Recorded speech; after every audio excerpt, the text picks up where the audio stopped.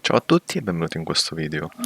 Ormai i dispositivi mobile come cellulari, tablet vengono cambiati spesso, anche perché la tecnologia avanza velocemente. A volte restano inutilizzati, li mettiamo su un cassetto e rimangono lì. E quello che vi propongo oggi è un modo interessante per usarli ancora. Quello che andremo a vedere potete provarlo anche sui vostri dispositivi attuali, quindi i vostri cellulari moderni che state attualmente utilizzando. Trasformeremo un dispositivo Android in un server, installeremo Node.js e poi creeremo e avvieremo una web app, che è una specie di sito internet, fatta in React. React è una tecnologia con cui è stato creato Facebook, per dare un'idea a chi non lo sapesse. Esiste anche la possibilità di installare Python e quindi lavorare anche con app in Python, come per esempio un server in Django, e insomma c'è completa libertà. Parlando di quello che andremo a fare, Termux è una app gratuita, liberamente scaricabile, non si trova sugli store, perlomeno non le versioni nuove, e quindi andrà installata a partire da un sito web, sempre utilizzando chiaramente il vostro dispositivo. Termux è presente nello store di F-Droid, che è uno store alternativo per Android, quindi non contempliamo iOS e i dispositivi Apple, e non ha bisogno di root del dispositivo né di configurazioni particolari che rimuovano parti che rendono magari il vostro dispositivo sicuro. In questo caso noi facciamo una cosa tranquilla e sicura. È come una mini versione di Linux, è un'app normale come le altre.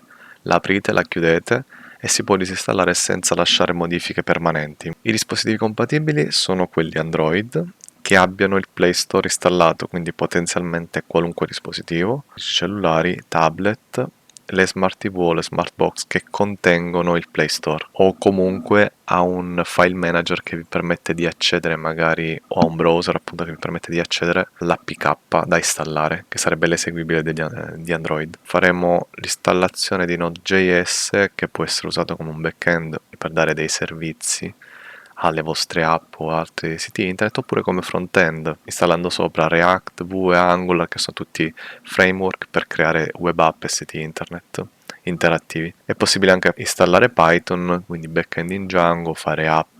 Questi sono solo alcuni piccoli esempi. Cosa facciamo in questo video? Installiamo e configuriamo l'app di Termux da zero, installeremo i pacchetti SSH Server per accedere dall'esterno direttamente al cellulare, ma è opzionale. Installeremo Node.js e creeremo un'app di esempio in React, molto semplice, solo per far vedere che è possibile farlo, e l'avvieremo. Rendiamo accessibile infine SSH e React da remoto usando il servizio di Serveo. Questo vuol dire che il vostro dispositivo, connesso con la vostra SIM o col vostro wifi di casa, sarà raggiungibile da qualunque dispositivo, da qualunque browser connesso a internet. In questo modo vi sarà possibile testarlo ed effettivamente pensare a fare un piccolo sito internet e renderlo visibile e metterlo online solo usando il vostro cellulare. Il server sarà a basse prestazioni per la didattica, per fare delle prove a cui si possono connettere magari quelle 2-3 persone per servizi leggeri. Permette di evitare di configurare IP e porte sul vostro router ed è adatto per i test, ma non per applicazioni con dati sensibili,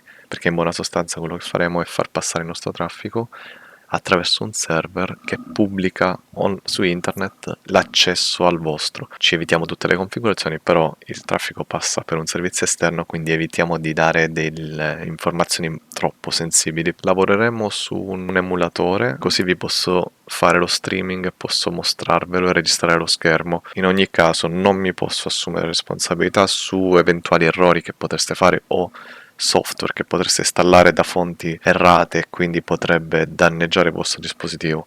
Quello che posso dire è che se seguite i passaggi in modo preciso non dovreste avere nessun tipo di problema. Passiamo ora all'installazione vera e propria. Dal nostro dispositivo abbiamo il browser, l'indirizzo che vedete qui, che metterò in descrizione, che è il sito diretto all'APK. Qui ho dei glitch, ma voi non vedrete queste problematiche. La apriamo, è un'app non firmata, quindi vi chiederà delle impostazioni in più per poter permettere l'installazione di queste app non certificate. Qui vi farò vedere tutto il passaggio che ho già fatto, quindi mi trovo a commentare perché sto seguendo il video. Allora qui, come vedete nella ricerca, andiamo a avviare ed installare Termux. Seguiamo tutti i passaggi permettiamogli di installare app esterne, perché questo che stiamo installando è lo store alternativo. F-Droid poi vi ha permesso di installare Termux, quindi gli abbiamo dato i permessi. Ci sono anche altri software oltre Termux, ma qui vedremo questo. Sotto vedete tutti i comandi hash, control, alt, che sono quelli che non potete digitare con la tastiera del cellulare. Digitiamo il primo comando che serve a ripulire tutto. Questo è quando magari fate delle configurazioni installate e volete tornare indietro, così siamo sicuri che il dispositivo è azzerato. Adesso usciamo dal terminale e lo riavviamo perché l'abbiamo reinizializzato e ora deve ripartire da zero. Ora il primo passaggio che facciamo è quello di configurare i repository, cioè i link da cui prenderemo, i mirror da cui prenderemo appunto tutti i pacchetti. Quello che stiamo facendo, digitare ok 2 volte, è quello di impostare tutti i pacchetti globali disponibili. In questo modo abbiamo più possibilità per trovare i nostri.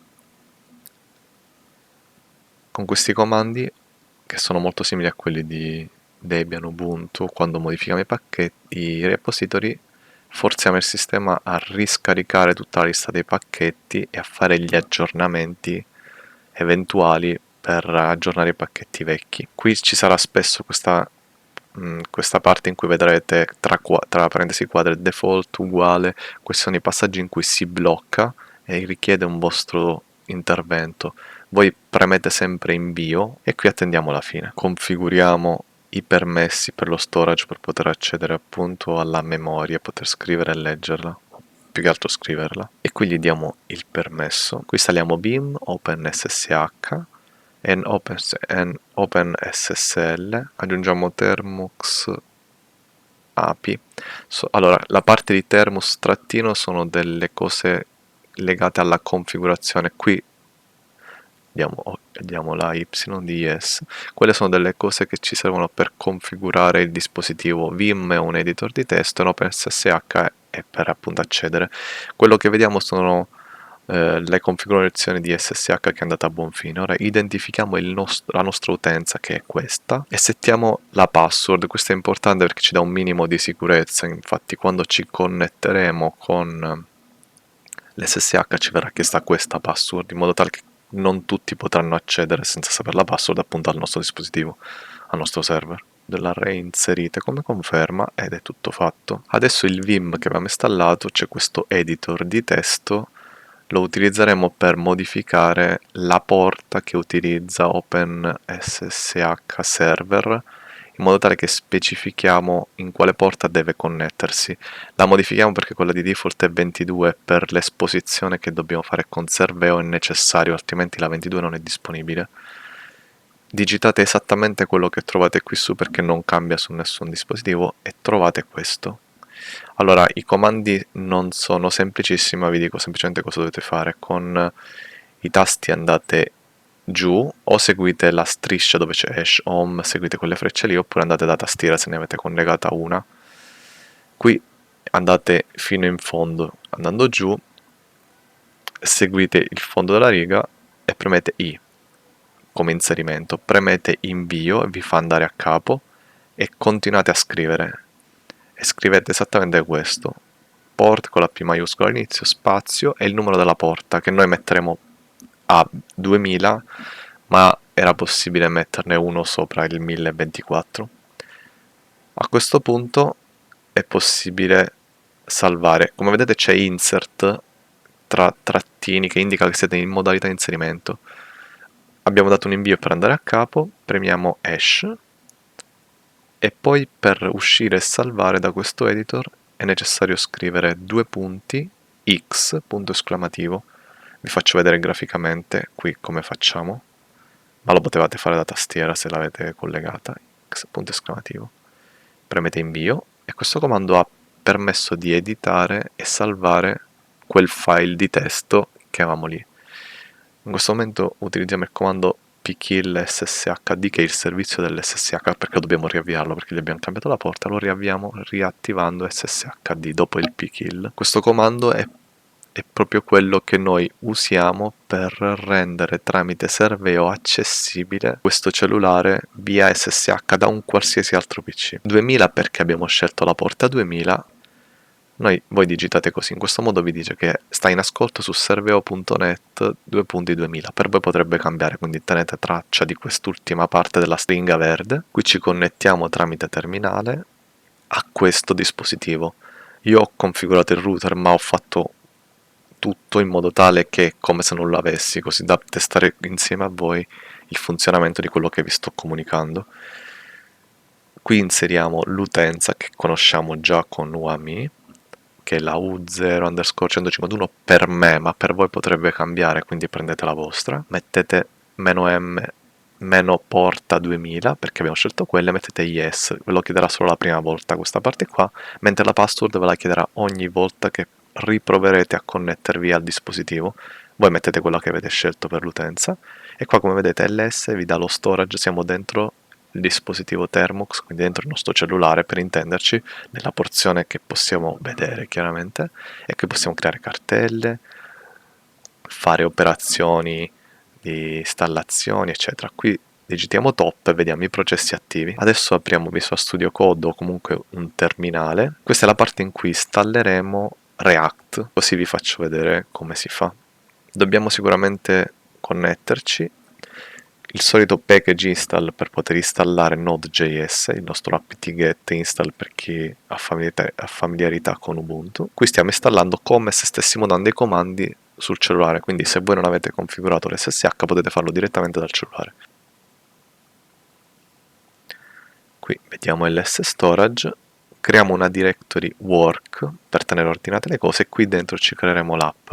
Quello che voi state vedendo io l'ho fatto da Visual Studio Code, ma dal terminale di Visual Studio Code, ma potevate benissimo farlo da un terminale qualsiasi. Creiamo l'app di esempio, quella base di React, come nome _React come nome, ma voi potete scegliere quello che vi piace. Premiamo la Y per procedere.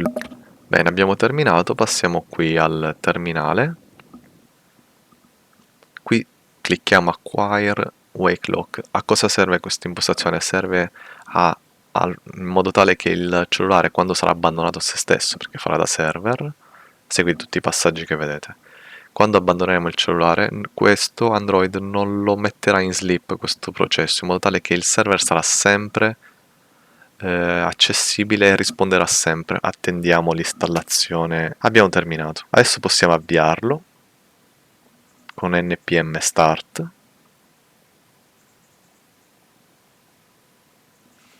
In genere su React è possibile farne una build per creare un sito e pubblicare quello. Noi stiamo testando tutto, quindi siamo in fase di test, quindi non ci preoccupiamo troppo di questi dettagli. Dobbiamo entrarci dentro, come avete visto cd Thermux_React, e qui facciamo il classico npm start per avviare l'istanza di debug, che per noi va benissimo, e ci avvia il server. Qui ci sta comunicando quello che sta succedendo, e succederà anche qualcosa lato cellulare, perché partirà l'istanza di React a quell'indirizzo http localhost 2.3000. Vedremo proprio l'app React che gira e il nostro server che è sullo stesso cellulare che ce la sta facendo andare. Vogliamo ora chiudere la porta SSH e rendere disponibile non più l'SSH nella porta 2000, ma il sito web tramite Serveo nella porta 3000. Questo perché, per semplificare le cose, non vi ho fatto attivare i servizi in contemporanea, ma ne attiviamo solo una alla volta. Allora qui entriamo e dal cellulare, cosa che potevate già fare prima, avviarlo dal cellulare, lo avviate con la E commerciale alla fine perché lo mette in background, altrimenti non ci lascia libero il terminale per poter poi avviare Serveo per renderlo disponibile. Come vedete ci fa l'operazione la stessa identica che avevamo sul PC, e adesso avviamo il servizio di prima, Serveo, ma non più sulla porta 2000 ma 3000, possiamo navigarla dal nostro PC o da un altro dispositivo, e questo ci fa vedere come è poi possibile da remoto accedere al nostro server. Per il momento è tutto. Vi ringrazio per aver seguito la guida. Se vi è stata d'aiuto mettete un mi piace, condividete e iscrivetevi. Vi ringrazio per aver seguito il video, ci vediamo al prossimo.